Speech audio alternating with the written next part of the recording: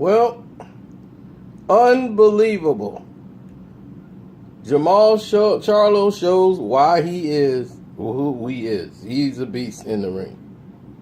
He's very strong at 154 pounds.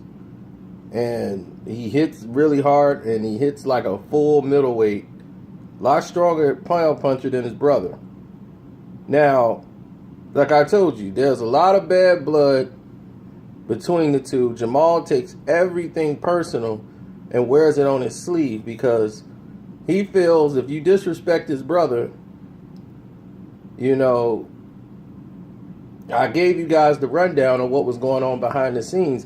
And as you saw it today, Charlo just hurt himself by not going to touch gloves with J-Rock, who came over to say, good fight, you got me, you know, you won.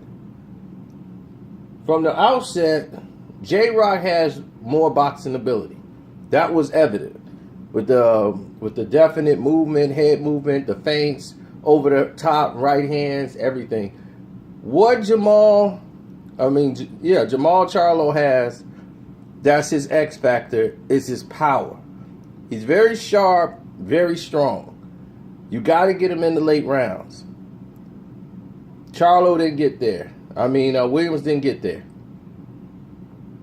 He got caught with a very hard jab.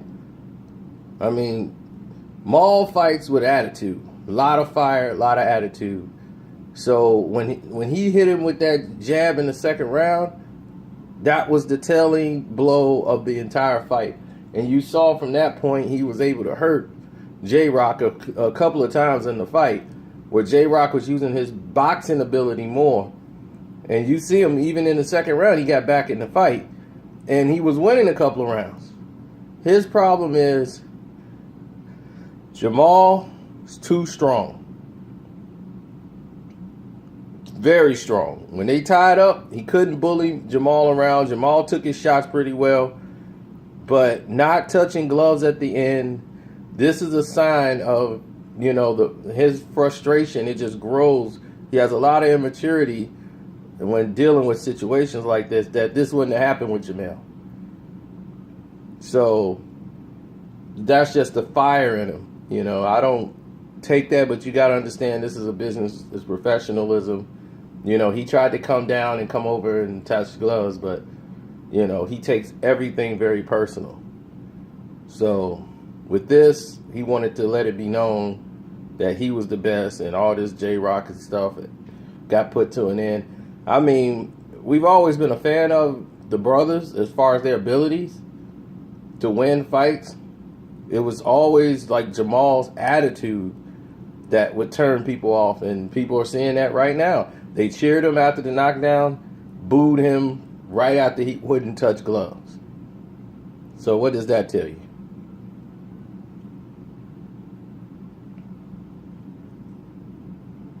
If you want to know the history behind this, watch my prediction video, which gives you a background as to why he's so fired up at the at the Williams, J-Rock. Then you will know what's been going on behind the scenes. This is the 5th round, and this is what brought an end to the conclusion in the onslaught. As you can see right here, Charlo is waiting to see what J-Rock presents. He came with a 1-2. He catches him. He leans.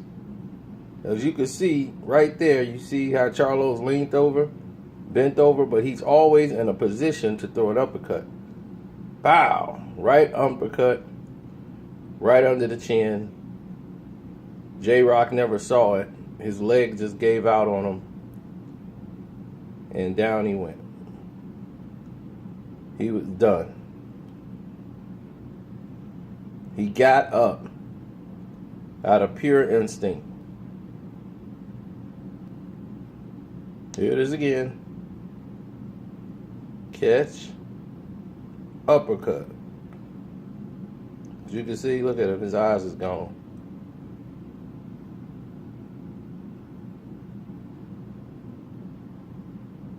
And this is the end. You know, get credit for J-Rock for getting up, trying to compete. Now it's time for Demetrius Andrade, the Canelo Alvarez's. Let's get this. Let's get to the big stage. He looked great tonight, and like I said, hats go off to Jermall Charlo and the Charlo family. That's a great win, because this is I didn't have him winning. I had him losing a close decision if this thing went to the cards. And the way the fight was going, this is going just the way I predicted, except for I never saw J-Rock getting knocked down, at least out. But that is credit all due to Jermall Charlo and his team with Ronnie Shields, and what they saw is the power difference. And I'm out.